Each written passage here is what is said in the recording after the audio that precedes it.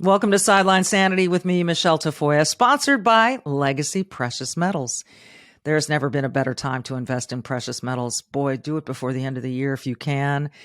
Find out more from legacypminvestments.com, legacypminvestments.com. We trust them. We have faith in them. They've been a supporter of this show from day one, and we appreciate it. We also appreciate Dan Hollaway. You may know him from the Drinkin Bros Podcast or from his own Citizen Podcast. He's a guy who served, spent a lot of time in Iraq, extremely well educated in some interesting fields. You'll find out from him directly in a minute. And he really believes in the power of the individual and the power of courage and the power of saying no. He puts it a whole lot more colorfully than I do. So this one gets explicit. If you have kids around, you may want to put some earphones in. I'm just warning you there.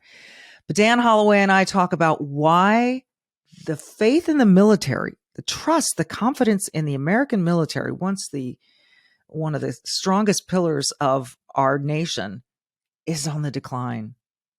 Big time. It was 70% back in 2018.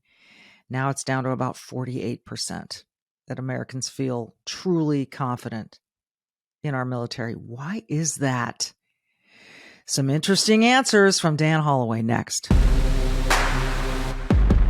For nearly 3 decades, she's reported the action from the sidelines.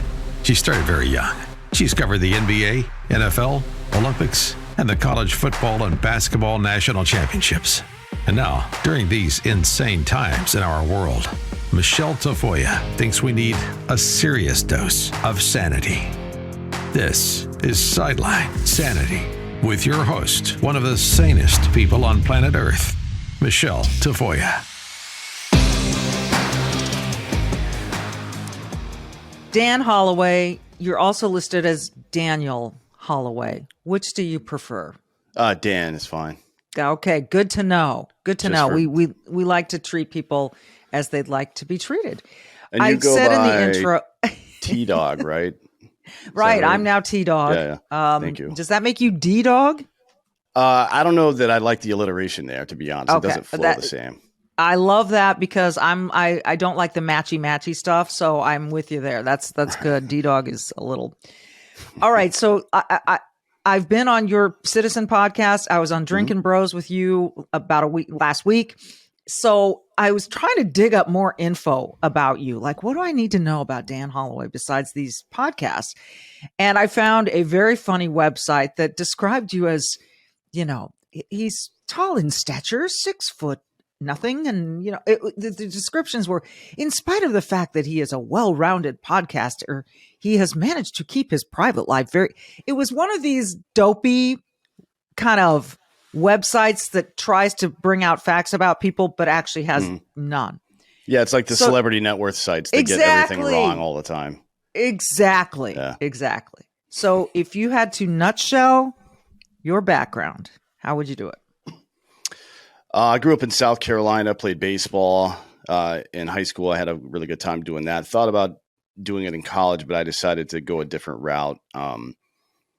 So I went to, I've got multiple degrees. I've studied religion, computer tech, security management, homeland security, and all this stuff. I've got a master's degree from Penn State in international homeland security. Worked for DHS for a while. After I got out of the military, I was in the 82nd Airborne as an infantryman and spent about 1.5 years in Iraq during the surge primarily, right around Sadr City. When I got out, again, I worked in private security for a while, worked for DHS for a while, and then I moved on to Black Rifle Coffee in the marketing department. Worked as VP of marketing there for a while and transitioned into Drinkin Bros. And we started a media company after, and here we are. And here we are. I mean, it's such an interesting path you've taken. What of all those things that you did, I would imagine 1.5 years in Iraq would change a guy.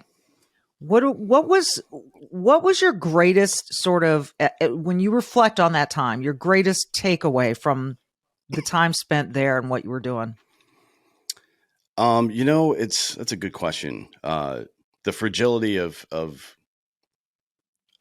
human beings and of society really came into focus for me, because we're very very fortunate to live in a place that has a peaceful transfer of power every 4 years, because most places on earth are just not like that. And for the most part, we can say and do whatever we want here, which is also nice. But there's downsides to both of those things. In a place where you're controlled all the time, you get used to being controlled, and you stop. The creativity goes away, I guess, not just in the arts and stuff, but in society at large. Like, you stop progressing as a society, and I think we've grown so comfortable here that we've almost done the same thing. I'm sure your listeners will remember the Benjamin Franklin quote that I'm about to fuck up, but people that sacrifice their liberty for temporary security deserve neither. I could have seen that coming. What I didn't see coming, I guess, was because we're in Iraq, and they, just have no sense of individual liberty over there. And what I didn't see coming after that kind of experience was us sacrificing our individual liberty for convenience. You know what I mean? That was the thing, I guess, that spoke to me most, that made me get involved in all this stuff, was that people are kind of asleep at the wheel. You know what I mean? That part is terrifying. And I think there are so many people, not only in the world, but in America, that sometimes it makes it feel confusing and big and complex. And, I'd really like someone to just make my decisions for me. Mm-hmm. For a lot of people, certainly not me, not you, but for a lot of people, that just seems easier. Tell me where to go. Where do I line up? Where do I get the shot? What do I do? Where do I sign? Where do I vote? Tell me what to do seems to be the easier part. And you mentioned something, though. You say it's out of convenience that this is happening. What do you mean by that? I mean, it's more difficult to do things for yourself, right? It's more difficult to drive to the store than it is to buy something on Amazon. It's more difficult to hunt and source your own food than it is to just buy it from a grocery store. This is the truth about human existence. Every time you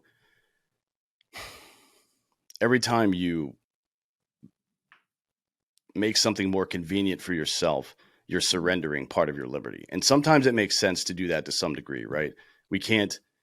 Society's progress, and I don't think that we should all be homesteading and keeping to ourselves all the time and not progressing society and stuff like that. I enjoy all the stuff that we have in America. I like technology. I like sports, I like entertainment and things like that.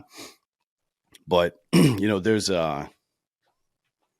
it's the premise of my show, Citizen, I think, is what brings me back into focus here.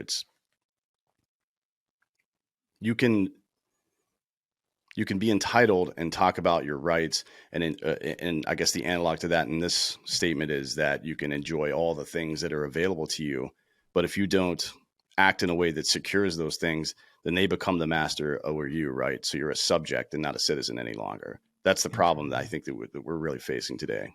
Yeah. I think that is really well put. In the midst of all of this, we've certainly, as America, come to rely on our military, of which you once were a part, to protect the homeland, to keep us safe, to be tough and stand up to bullies. And in this latest poll, this is something I tweeted about, and you actually reached out to me and said, I'd love to talk about this with you. So that's why we're talking today, ultimately, but there's so much we could talk about. The Reagan Institute releases an annual survey of public attitudes on national defense. And this year, only 48% reported having, quote, a great deal of confidence in the U.S. military. Okay, that's down from 70% in 2018. Last year, it was 45%. This year, it's 48%.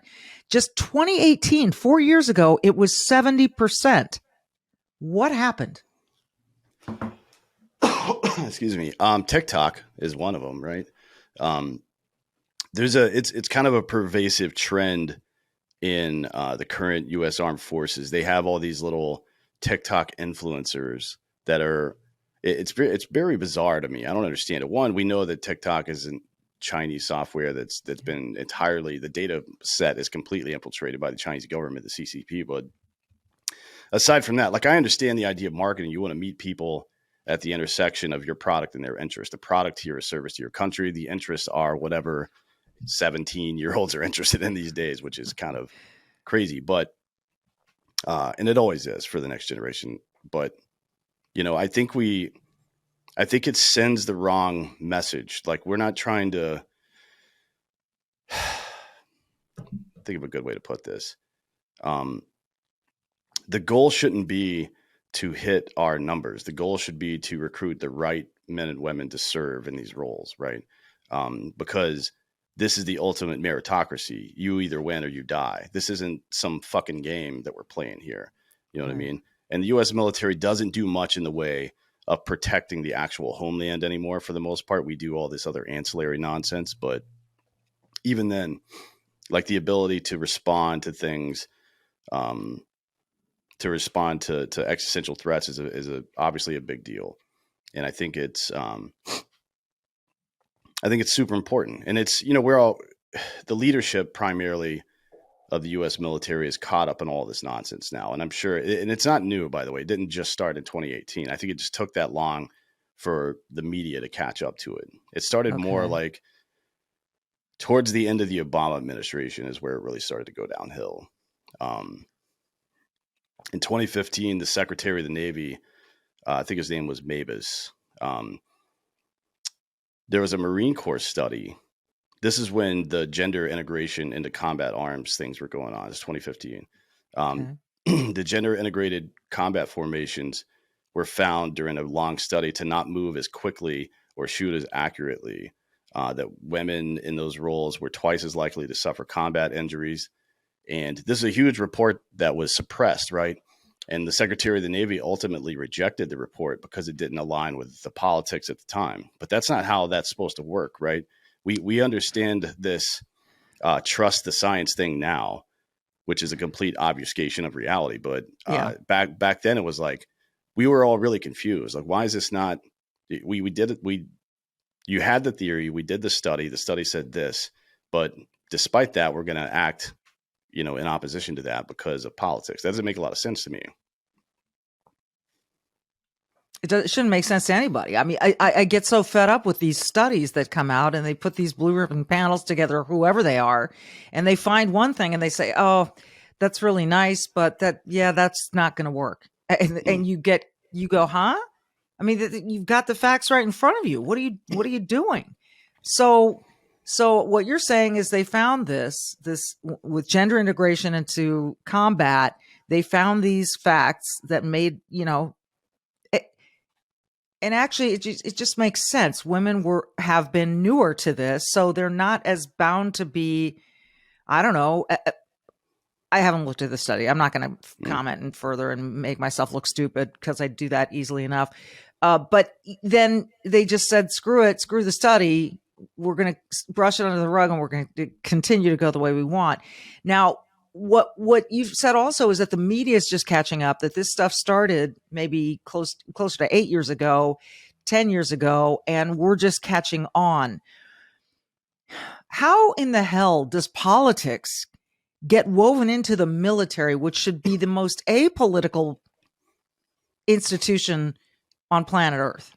Well, I mean, think about the people that are in charge of the U.S. military. They're political appointees. They're not. It's not.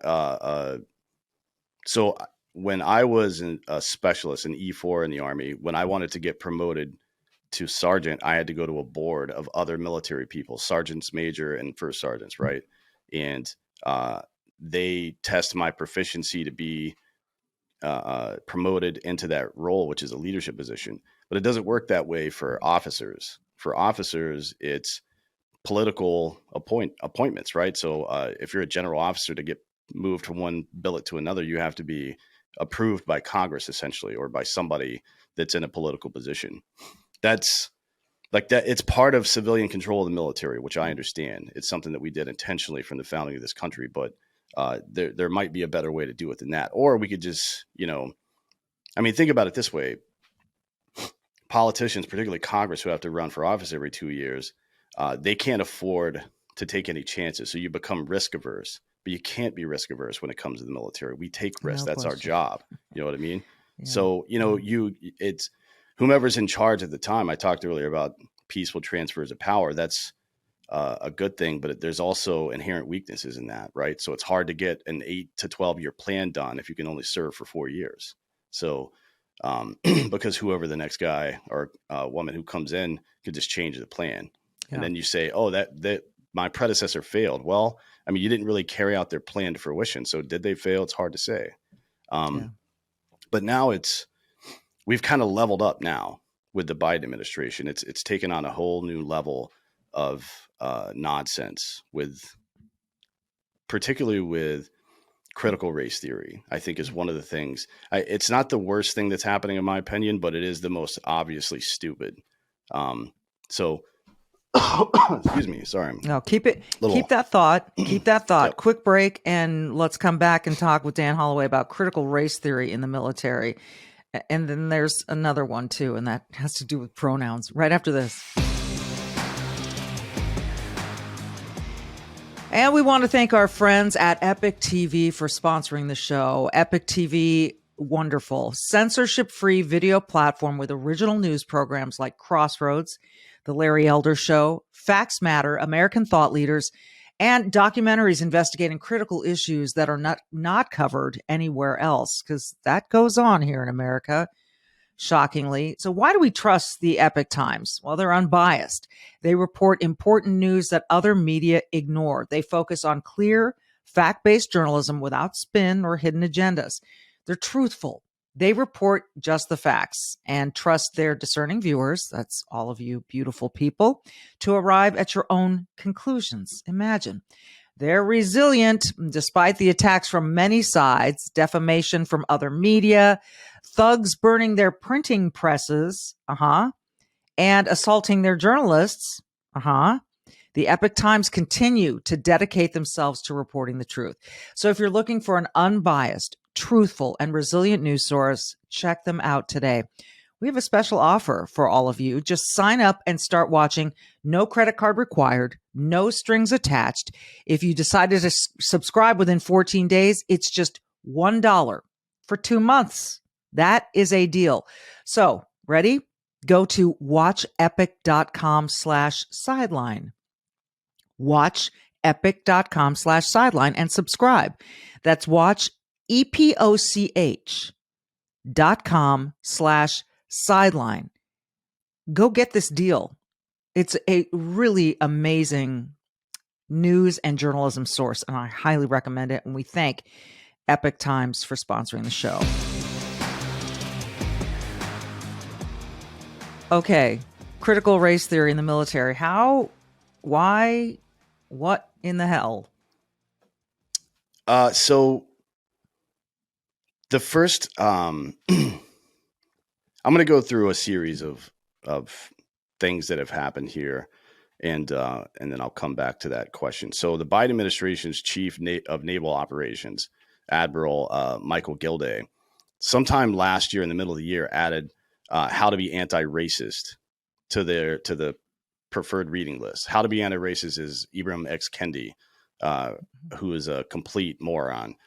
And inside the book, you'll see quotes like capitalism is essentially racist. And to truly be anti-racist, you also have to be truly anti-capitalist, right? This is a preferred reading list for the Department of the Navy. I'm not sure how that benefits our armed services to believe that our economic system is racist and must be overthrown. That's antithetical to good order and discipline. Right, and it's definitely antithetical to basic human intelligence, because what system other than capitalism has worked ever in our history? Right. Excuse me. And last year, Lloyd Austin, who's the Secretary of Defense, told the House Armed Services Committee that, quote, "We do not teach critical race theory. We don't embrace critical race theory." And I think that's a spurious conversation. Now, that's an obvious lie. And I'm going to show you a couple of pieces of evidence to that effect. But just to give you some context, this guy's the Secretary of Defense. He said in 2020, I believe, or sorry, it was 2021, that the biggest existential threat to the U.S. military is climate change. Now, I would love to hear the rationale for that. To be honest, that's the dumbest shit I've ever heard in my life.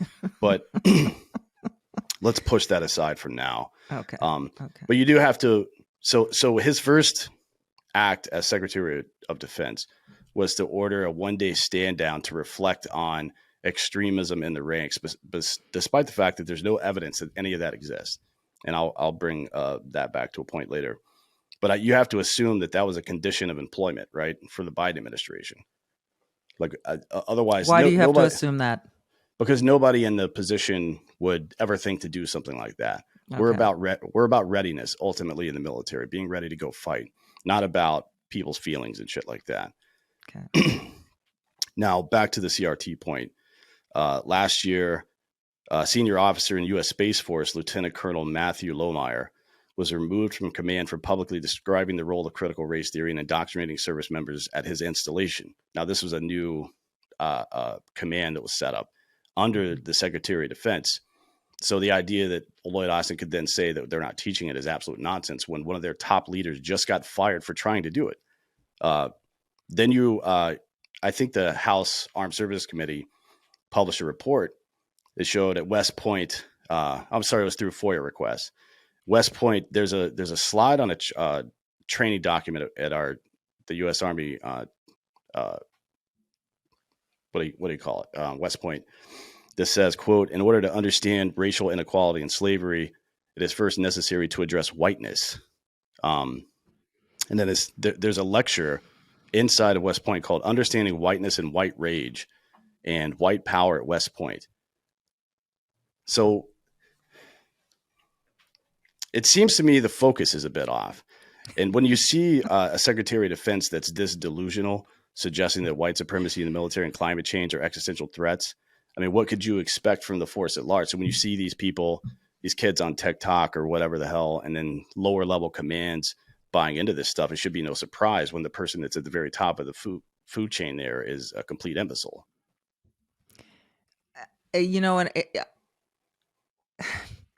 It's very hard to dispute anything that you're saying. It's very hard to say, oh, but he's not an imbecile, when this is what he is bringing to the table. We have showed a couple times on this podcast the video footage from the Navy of these two people. I don't know what rank they are because I can't recall, but they're talking about pronouns and misgendering. And this is a Navy produced video. I'm sure you've seen it, right? Yep. Okay. I am flabbergasted by this. Now, is this the stuff that people are going, holy crap, how can I trust the military as an institution when they're prioritizing pronouns and climate change rather than protecting the country and being ready for whatever comes our way? And I still hear people say we still have the strongest military on planet Earth. First of all, do you believe that? Is that a fair statement? I mean, it depends on what you mean. If an actual war broke out, the right people would show up to fight it. So okay. In a way, yes. And keep in mind, there's about there's probably about 100 to 150,000 people like me just walking around in America that can come back and fight whenever. So I'm not terribly concerned about any kind of domestic invasion or anything like that. I guess I'll say that. Okay. But in terms of readiness and in terms of the equipment that we have and the training and all of the things that you need to go fight even somewhere else, where do we rank these days in the context of the world? Yeah, that's a good question. So think about you. I'm sure you've seen the Marine Corps television ads over the years. Yeah. And it's mostly about, it's not about, hey, you need to come join us, we need help. It's like, hey, you're lucky to be here. Yeah.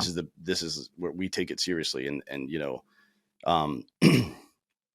when you dismantle that idea that it's about service and it's about struggle and it's about sacrifice, then the people who show up to sign up for the military are the ones just looking for the benefits. You know what I mean? And that's kind of indicative of where our culture is today, particularly the younger generations. They're very expectant of reward despite not putting in any effort, which is hugely problematic, right? Yes.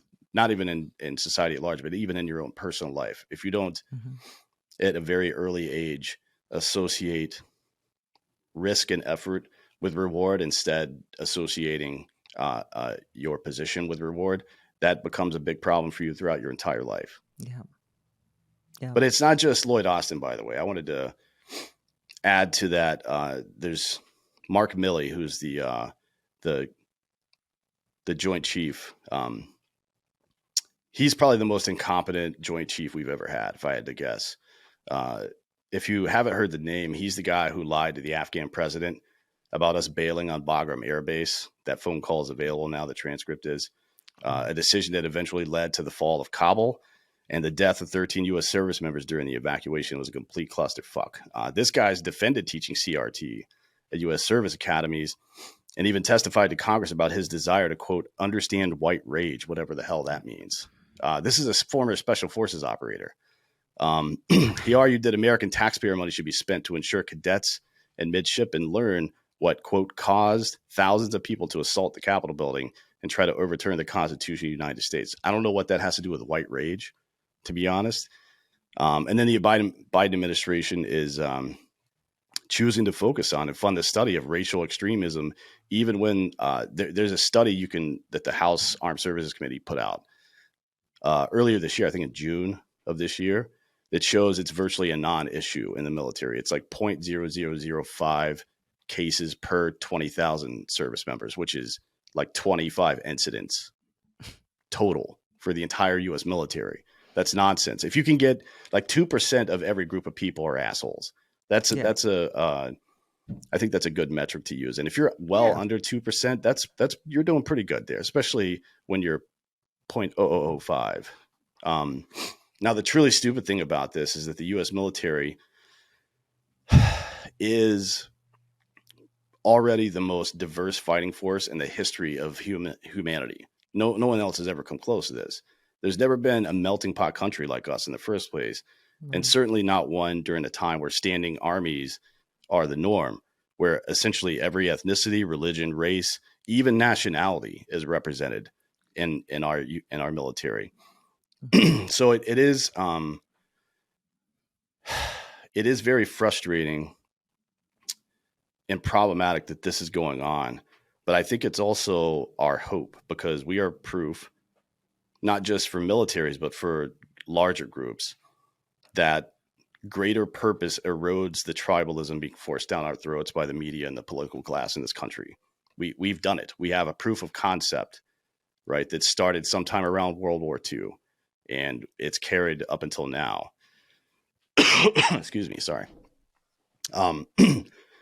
We would call this in sociology kin selection, right? So the idea that you decide who's going to be part of your family. And I think this is what makes the American warfighter particularly notable throughout all of human history. The American warfighter quite simply fights for their family, right? And the difference between the American warfighter and other assembled armies in the past is that they consider all human beings committed to liberty to be their family, regardless of what they believe, who they love, what they look like, or even where they were born. In a lot of cases, I have many, many friends who are not U.S. born that served in the military, right? They fight against oppression. The Special Forces motto is liberate the oppressed. And they fight because they know a threat to liberty anywhere is a threat to liberty everywhere. And they fight for each other because they know in a way that most people will never understand that we as human beings can't do any of this stuff alone, right? And it takes the most important diversity is diversity of thought.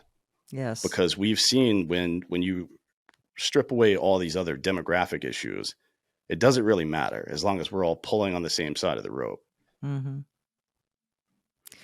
It's so important, and it leads me to my final question, which we'll get you to answer after this next break, which is why? Why would these guys, Milley and company, Biden, why would they want to focus on these absurd terms that are doing so much disservice, that are really breaking down institutions and causing this mistrust and lack of faith? I want to get to why this is happening.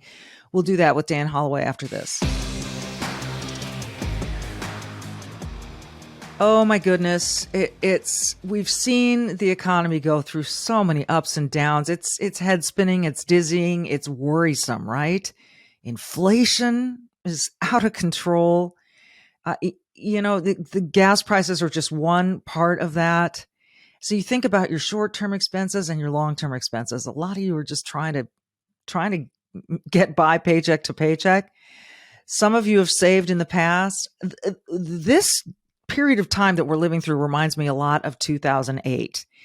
And back in 2008, those who invested in gold saw some really significant gains, and others simply lost their retirements. So gold and silver are tremendous investments.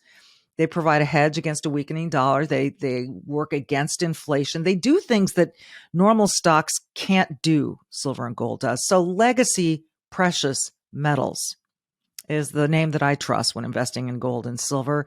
And I'd invite you to get a hold of them because they'll answer all your questions. They'll educate you on how it works, what you can start with, how this is such a good, safe, long-term play for your portfolio. So why don't you give them a call? Speak to an IRA expert at Legacy Precious Metals, 866-528-1903, 866-528-1903, or download their free investor's guide at legacypminvestments.com, legacypminvestments.com, and don't waste another day waiting.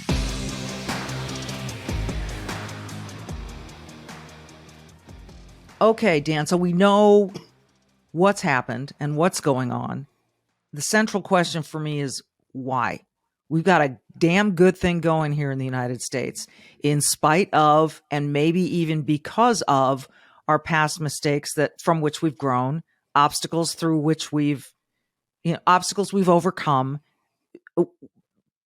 steps forward that we've made in every possible way. But those get thrown to the wayside.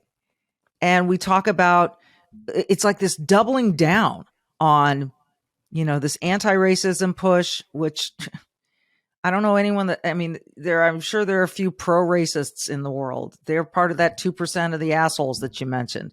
But this stuff that is so tribal, as you described it, this tribalism, this chopping and dicing us into a million different genders, race, this notion of white rage, none of this is productive. None of it. I guess unless you think these are real issues. So why? Why is this infiltrating so many of our institutions and mainly the military? Sure. So let's start with what intersectionality is, right? Okay. The idea of intersectionality is to reduce everyone down to a bulleted list of their demographic features and then divide them amongst those based on how offended they should be, right? That's essentially what intersectionality is. Right. And the point of it is, it takes me back to this story I read in a book about a Roman senator who was buying slaves from a foreign slaver. And once the guy would buy slaves from somebody, he would remove the leather collar that they wore and give them a smaller brand so they could be identified. And when the slaver was like, "Why would you do that?" the Roman senator said, "Well, if I left the collar on, they would look around and see how many more of them there are of us, right? And then they would overthrow us." And that's what intersectionality is. It is to turn us against each other in tribalistic fashion so that we don't understand what's actually being done to us on a day-to-day basis, where 40% of your revenue that you earn is being taken from you and spent on weird shit like Ukraine and things like that, or whatever else, right? There's so much, the Pentagon just failed another audit. They haven't passed an audit since the 1990s, and $2.2 trillion is missing. That seems like a lot. That's a lot of money. Yeah, and then we've spent 20 or so trillion over the last 20 years on these foreign conflicts that have produced nothing. But when you think about why it's infiltrating our institutions, let's take it back a couple more years to this defund the police movement, right? Okay. Yep. This is the real question for me is, how did we go from General Eisenhower, right, who warned against the military-industrial complex, but was a Republican, which, is an interesting thing. How do we go from Eisenhower to General Milley? I think about the vaccine mandates and things like that, right? It's clearly not based in science, because we knew all this then, and we definitely know it now. But you have to wonder what the purpose is. For the last few years, the left in this country has chipped away at every institution that protects us: police, border patrol, the military, even masculinity itself, calling it intrinsically toxic. James Cameron just said that testosterone is a toxin that men have to overcome. What the fuck does that mean? Now they're using this division they're creating to gerrymander the ranks of these institutions. Over the past 2 years, especially, in these employment purges and policing and healthcare and the military are calculated towards gaining control of them, to get rid of anybody who might think for themselves, anybody who might stand up to bad orders, and fill these ranks with sycophants. Now, you tell me what the purpose of taking control of the military and police would be, right? I mean, the obvious answer is the obvious answer. Some people are going to go, man, you're wearing a tinfoil hat, Dan. You say what? To that, when people say this sounds like a massive conspiracy theory, but listen, this has happened in other places. We have seen this happen. God, our friends to the north in Canada, that you had truckers who couldn't access their own money because they were protesting these vaccine mandates and mask mandates. This stuff can happen. It's happened in other places. So why not hear it? That's always my answer. But for people who are looking at you right now and saying, you're telling us that the reason they want to, take over the police and the military is so that this can become a military state. Is that what you're saying? Not entirely. Look, it's okay. Hanlon's razor says there's no need to imply malice when mere incompetence will suffice, right? Mm-hmm. So this idea, I don't believe that there's 10 dudes in long robes in a room somewhere, some kind of weird cabal controlling world events. That's nonsense. But I know how weak people behave when they're in power. They try to hold on to power as much as they can. I know how stupid people behave when they have a bad idea that they know is a bad idea, but they want to implement it. They have to censor everybody. They have to get rid of any kind of dissent. And the only way to do that, and the reason that these dystopian ideas for government like communism and socialism don't work, is because you need 100% buy-in for them to work. And the only way to accomplish that is through authoritarianism. Mm-hmm. Like when you see in Canada, these old ladies getting trampled by horses or getting pulled out of restaurants and thrown in jail because they had the temerity to go eat lunch, or, as you mentioned, have their bank accounts frozen or seized because they donated money to truckers who, just parked downtown. It's very bizarre. And if you don't think that shit's coming to America, you need to wake up. It's not about, you don't have to, well, first about the conspiracy theory thing. How many things that were quote unquote conspiracy theories that would have gotten you banned from Twitter 2 years ago are now widely accepted facts? Just Good point. Think about that for a moment. Yeah. But the other part of it is, anytime anybody is trying to take away your ability to defend yourself and take away your ability to express yourself, that only leads in one direction. It doesn't matter what the intent is, right? It doesn't matter if they're like, essentially, I honestly believe that they're just weak and stupid, and they think that people are too dumb to take care of themselves. It's a nanny state situation. Yeah. So we have to take control of this to protect people. They're egomaniacs, right? They're megalomaniacs, and that's how they think. But it doesn't matter if their intent is to subjugate us or not, because authoritarianism will ultimately subjugate regardless of intent. That's how it works.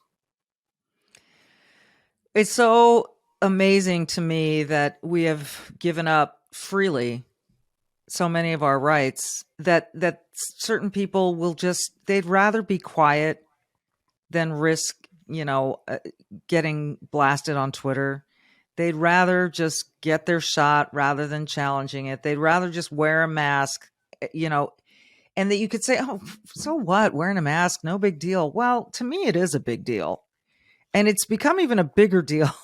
And you notice that these masks now are so commonly worn that anytime you see one of these smash and grab robberies going on at an Apple store or wherever, These people are just covering themselves in surgical masks. It's like you no longer need the ski mask because I'll just walk around in this surgical mask. You really can't tell who I am. And I'll bust into this store and I'll steal a bunch of stuff. I mean, these masks are they take away your identity. And I think they make people miserable. I really do. I remember when the mandate was finally lifted, Dan, and I traveled through the mask mandate. I traveled before and after. So the mask mandate on airlines gets dropped. And slowly but surely people everyone was so much happier at the airport and on airplanes. People were talking to one another again. Because before it just felt like you were a sheep being loaded up into and you were nobody. You were just following the rules. And for some people, maybe that's easy. I found it really depressing. Yeah. I mean, masks don't stop the spread of COVID, but they do stop the prosecution of criminals, oddly enough. But yeah, this is really important, I think, for people to understand. And I understand how some folks who are just trying to get on with their life can think this do not comply ideology is just obtuse or, just like America, freedom. What about my freedoms? All the memes or categorizations you would see about that. I understand that it might look like that on the surface, but the predilection for people in power to consume more power and hold on to more power, right, is an effect of nature. And it's the same effect that gravity has on a star, right? And the nuclear fission that's happening, that's pushing outward. That's how a star becomes balanced, right? The balance between hydrogen atoms bonding to become helium atoms, and then gravity holding it in together as one piece. And your resistance, you collectively saying no to things that don't make sense, is extremely important. Just the act of not complying with stupid orders is so important, and here's why. And if you haven't read 1984, it's a pretty good book. If you read it right now, it may depress you a lot. But in the final chapter, Orwell writes, in the end, the party would announce that 2 and 2 made 5. And you would have to believe it. It was inevitable that they should make that claim sooner or later because the logic of their position demanded it. Because the logic of their position isn't the reality or factual nature of their demands. It's that their demands are the facts, right? That's the problem. And that the only way to fight that is to say no collectively. Yeah. Right? Remember the Disinformation Governance Board? Yes. That almost happened? Yes. People lost their shit for like 3 days, and that department got shut down and that woman got fired. Yeah. That's your power as a collective community, just to say no. That's all you have to do. We don't need to fight civil wars and all this stupid bullshit. All you have to do is, instead of saying, well, it's just this and it's just this, saying, fuck you. I can't imagine leaving on a better note than that. And so we will leave it at that. Dan Hollaway, you can find him. The podcasts are tremendous. The Citizen Podcast, Drinkin Bros Podcast. Remind me your Twitter handle. It's just Dan Holloway. Okay. There you go. And if you can't spell that, well, good luck. Help you out. Thanks for being with us. I so appreciate you folks. Thanks for listening to Sideline Sanity. I'm Michele Tafoya. Be brave. Like he just said, just say no. Just say screw it. He says it so much better than I do, but I just can't. I've got kids. Be brave and do good. See you next time.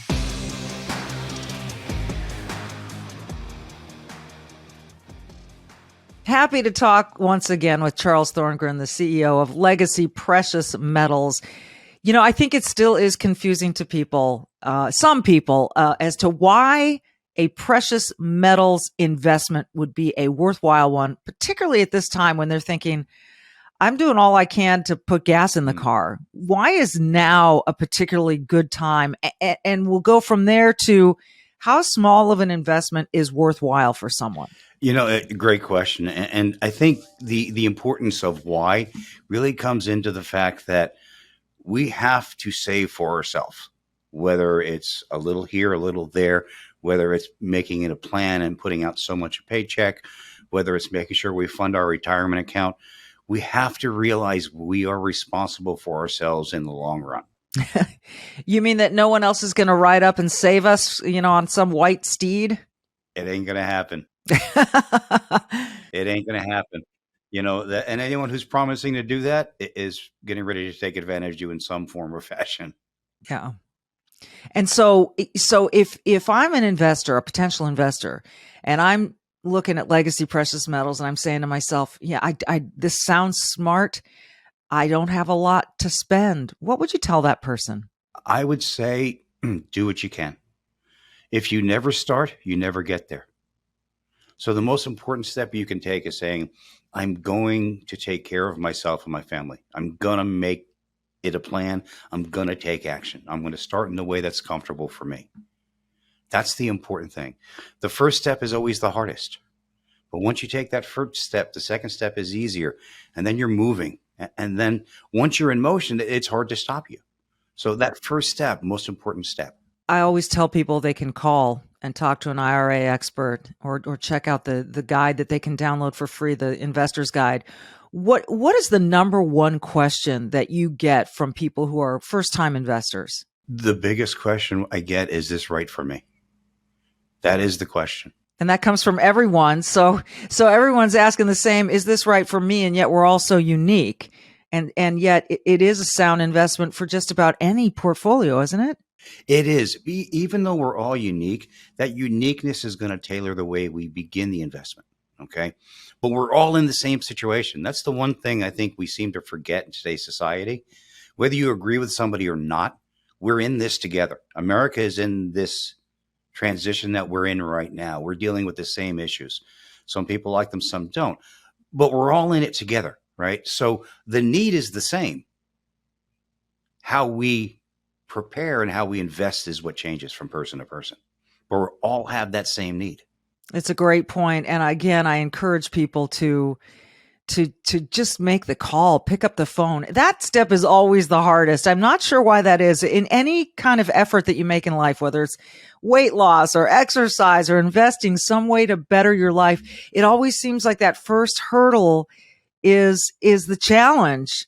But when they call, who are they going to talk to? What's going to be on the other end of the line for them? Great question. You're going to speak with one of our customer representatives, and their job is not to sell you metals, right?